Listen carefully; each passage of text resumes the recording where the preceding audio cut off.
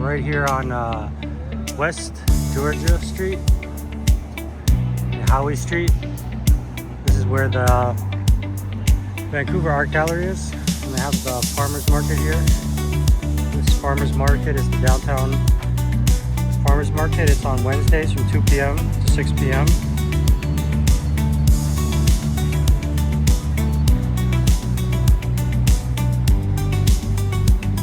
They set up some benches here for people to eat food and stuff, and it's good to come out and support the local businesses that are creating real food and selling it here every Wednesday during the FIFA Cup.